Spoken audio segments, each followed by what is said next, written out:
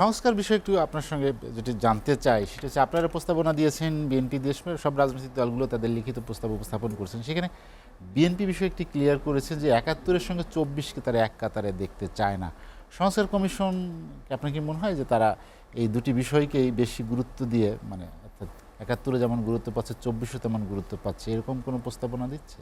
আচ্ছা, আপনি একটা যে কোশ্চেন তুলেছেন আমি আগেও বলেছি, আমার মত হচ্ছে যে আপনারা এই পয়েন্টটা নিয়ে আরও সুনির্দিষ্ট আলোচনা করেন, জাতিকে জানা দরকার। প্রথম কথা, আমি ওইখানে আগে একটু আসছি। আমাদের সাথে আমি দিন তারিখটা ইচ্ছা করেই বলি, মানে সচেতনভাবে ৫ই অক্টোবর দ্বিতীয়বার যখন আমরা দেখা করতে গেলাম ওনাদের আমন্ত্রণে, তখন আমরা বাম জোটের পক্ষ থেকে লিখিত বলেছিলাম যে সুষ্ঠু গ্রহণযোগ্য নির্বাচনের জন্য যতটুকু সংস্কার ওটা করে নির্বাচন দেন, এর বেশি করার দরকার নেই। আর একটা প্রশ্ন আমরা বলেছিলাম যে সংবিধান সংস্কারের জন্যে প্রথমে যাকে দায়িত্ব দিলেন পরে যেটা এনে অহেতুক এই যে সংকট তৈরি করা হলো এটা কাঙ্ক্ষিত না।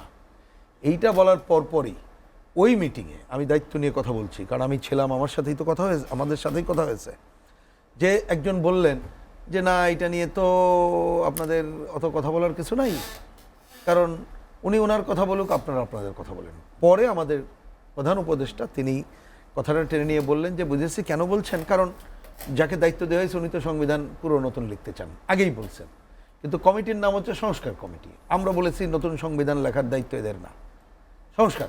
তখন কিন্তু উনি বলেছিলেন যে না আমি তো সংস্কার কমিটি দিয়েছি, উনি ওনার কথা বলুক, আপনারা আপনাদের কথা বলেন, যতটুকু একমত হবে সেটুকু গ্রহণ করব আমি, মানে সবাই মিলে, নাহলে করবো না।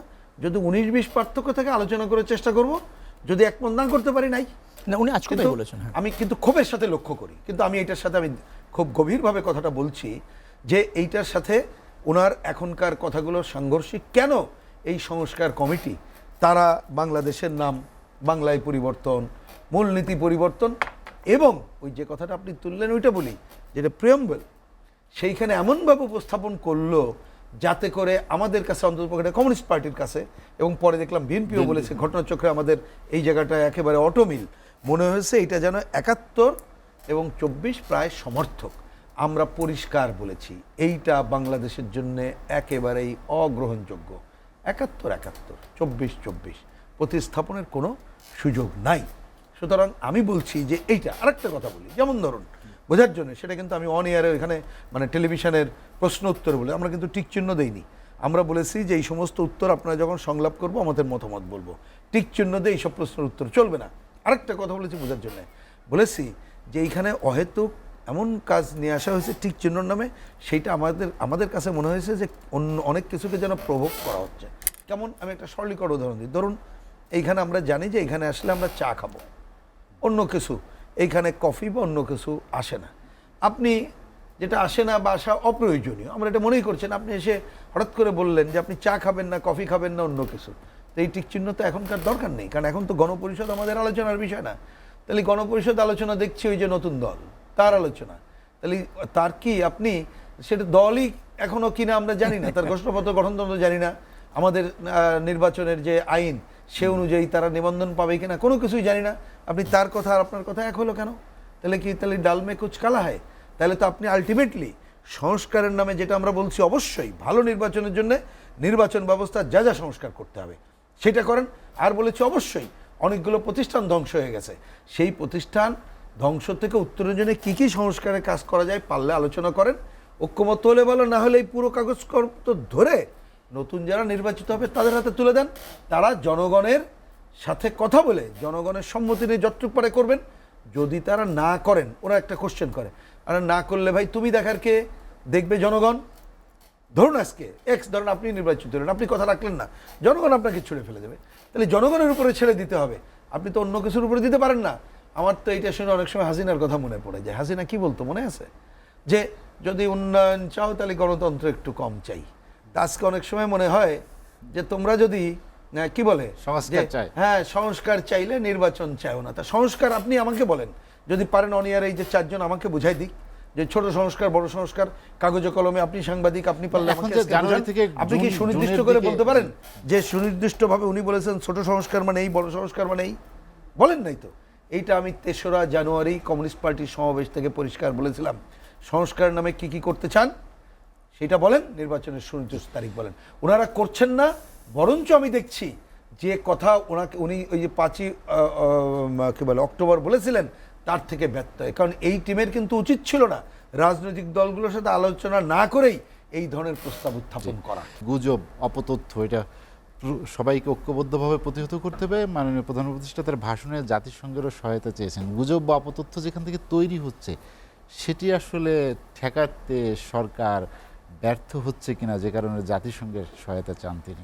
একটা জাতিসংঘের মহাসচিবের উপস্থিতিতে একটা সভায় আমি ছিলাম, সেখানে উনি এই বক্তৃতা করেছিলেন যে এই যে তথ্য যে গুজব হয় সেটার সহায়তা ইফতার পার্টিতে আমিও আমন্ত্রিত ছিলাম, সেখানেও শুনেছিলাম, এটা শুনেছিলাম। এটা ঠেকাতে হবে ঠিক, কিন্তু মনে রাখা দরকার আপনি ইচ্ছা করলেও সব দমন করতে পারবেন না। তাহলে যেটা আমাদেরকে করতে হবে, অবশ্যই এই গুজবের বিরুদ্ধে পজিশন নিতে হবে, কিন্তু যা প্রকৃত ঘটনা কোনোটাকে অস্বীকার করা যাবে না। আপনি যদি কোনো ঘটনাকে অস্বীকার করেন তাহলে ডালমেলা পালবে, এটা একটা দিক। আরেকটা হচ্ছে আপনাকে ফিরে যেতে হবে গণতন্ত্রের কাছে। এই যে এত বড় অনেকগুলো ঘটনা, ধরুন সেনা প্রধান এবং ওই জায়গায় নিয়ে হলো ওনাদের সর্বশেষ যে বক্তব্য, তার মধ্যে দিয়ে কিন্তু মানুষ একটা মেসেজ পেয়েছে। কিন্তু ওই যে উপদেষ্টা একজনের বক্তব্য, তার কি বলে যে ওই সময়ের সরকার গঠন, তারপরে 5 তারিখে না হলে আর্মস তুলে নেওয়া বা অনেক কিছু, আপনাকে তো তার তো কংক্রিট পজিশনটা বলতে হবে না। আপনি না বললে তো গুজব ডালপালা মেলবে, এবং এটা সরকারে থেকে এ ধরনের কথা বলা সঙ্গত কিনা সেগুলো তো আপনাকে বিবেচনা করতে হবে। আমি বলছি এইগুলো যদি বিবেচনা না করি তাহলে কিন্তু আমরা পারবো না, এটি একটা। আরেকটা হচ্ছে যতক্ষণ না পর্যন্ত আমরা নির্বাচিত সরকার হলেই সব দুধে দোয়া হয়ে যাবে, এটা কিন্তু মনে করার কারণ নেই। দুধের নহর বয়ে যাবে মনে করার কারণ নেই, কিন্তু অন্ততপক্ষে স্বচ্ছতা, জবাবদিহিতা, জনগণের অংশগ্রহণ থাকবে, আপনি কথাগুলো বলতে পারবেন, সেইটা করতে হবে। আর আমি অনুরোধ করব, এই সরকার যেহেতু এই আমরা দেখতে পাচ্ছি যে সবাই এক কথা তো বলছে না, নানা ধরনের কথা, সেই অর্থে এক ইউনিটের সরকার না। এত বড় জনসমর্থন থাকলে এখনও রাজনৈতিক দলগুলোর প্রতি তারা আস্থা স্থাপন করছে বলে আমার কাছে মনে হয় না। এই কথা আর বলতে ইচ্ছা করে না, আস্থা স্থাপন করে না করুক, কিন্তু আমি পরিষ্কার বলি, যিনি সরকার প্রধান তিনি দয়া করে দায়িত্বশীল আচরণ করুক। না হলে এই যে অনেক ধরনের ঘটনা, এই যে নির্বাচন বিলম্বিত হওয়া সহ যদি নানা ধরনের ঘটনা ঘটে, এই দায় কিন্তু ওনারা কেউ এড়াতে পারবেন না, এবং সবচেয়ে বেশি ক্ষতিগ্রস্ত হবে গণতন্ত্রের পথে যে অভিযাত্রা আমরা যাওয়া শুরু করছি, সেটা ক্ষতিগ্রস্ত হবে 24-এর আকাঙ্ক্ষা। ডিসেম্বর থেকে জুনে যদি নির্বাচন হয় সেক্ষেত্রে আসলে কি হতে পারে? কেন জুনে? আমাকে তো বুঝতে হবে। কোনো সুযোগ নেই। আমার কথা হচ্ছে কেন জুনে? আমি তো ব্যক্তিগতভাবে আমাদের দলে আমি তো মনে করি ডিসেম্বর কেন, তার আগেই নির্বাচন সম্ভব। কারণ আমি তো পরিষ্কার বললাম, আপনি কেন গণপরিষদের আলোচনা এখন আনছেন? গণপরিষদ কি চাই কেউ? আমি তো যদি ধরে নিলাম, বললাম যে ওনারা বলেছেন আর আমাদের সংস্কার কমিটির 6 জন বলেছেন, বাংলাদেশের অনেকে বলেছেন, ধরে নিলাম, কিন্তু কথার কথা বিএনপি তো চায় না, কমিউনিস্ট পার্টি সহ বামরা চায় না, তাহলে কি ঐক্য হলো? তো উনি তো কথা বলেছে যেটাই ঐক্যমত্য হবে না সেটা বাতিল হয়ে যাবে, তাহলে তো এটা নিয়ে কি নতুন করে আলোচনার আর দরকার আছে বলেন আপনি? আমি আর তো যাওয়ার দরকার নেই, কিন্তু আমরা ঐক্যমত আছি কোনটায়? যে মানুষ একটা ভোট হলে যাতে ঠিক মতো ভোট দিতে পারে, টাকার খেলা যাতে না থাকে, পেশি শক্তি যাতে না থাকে, তার আপনি ওইটা দমন করতে হবে। আর হচ্ছে প্রশাসনিক কারসাজি না থাকে, ভোট ঠিক মতো দেবে, গোনাটা ঠিক মতো হবে, গোনার পরে যাদের নাম প্রচারিত হবে তাদের হাতে ক্ষমতা তুলে দেওয়া হবে। এই কাজটুক করার জন্য যা যা সংস্কার করা দরকার সেইটা করা হোক, আমাদের তো আপত্তি আমরা বলছি না, কোনো আপত্তি নাই। কিন্তু আপনি আমাকে তো, আমি আগেও বলেছি, আপনি কি বলেন সে আলোচনা এখনও কিন্তু আমরা শুরু করতে পারলাম না। আমি তো কালক্ষেপণ বরঞ্চ দেখছি এই অন্তর্বর্তীকালীন সরকার তারা এই যে ঐক্যমত কমিশনের নামে যেটা করেছে, এইভাবে কিন্তু অন্ততপক্ষে আমি যদি বুঝে থাকি, আমি ভুল বুঝলে বুঝেছি, এইভাবে কথা ছিল তারা একটা রিপোর্ট করার পরে সংলাপ করবে, করে কতটুকু ঐক্যমত্য হইল রাজনৈতিক দল এবং অন্যরা, খালি রাজনৈতিক দল বলছে না, ওই আন্দোলনকারী ছাত্র ভাইরা আছেন, অন্য শ্রেণী পেশা করেই তারা বলতো যে ভাই আমরা আলোচনা করেছি, আমাদের কথার কথা 600 প্রস্তাব ছিল, তার মধ্যে আমরা কথার কথা 103টা ঐক্যমত্য হয়েছি। তাহলে ইউনুস সাহেব উনি টিকচিহ্ন দিক, টিকচিহ্ন আমাদের দরকার নেই। আর উনি বলতো 96টাই আংশিক, মানে 18-19 আছে, আমি আলোচনা করেছি, করার পরে দেখলাম 25টা ঐক্যমত্য হয়েছে, আর হয়নি।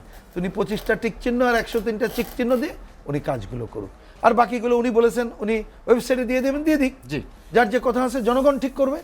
সেইটা দেরি করা উচিত না। আমি মনে করি ডিসেম্বরের আগেই নির্বাচন করে এই বছরের মধ্যেই নির্বাচিত প্রতিনিধিদের হাতে ক্ষমতা হস্তান্তর করা খুবই জরুরি, তার জন্য সুনির্দিষ্ট রোডম্যাপ ঘোষণা করতে হবে।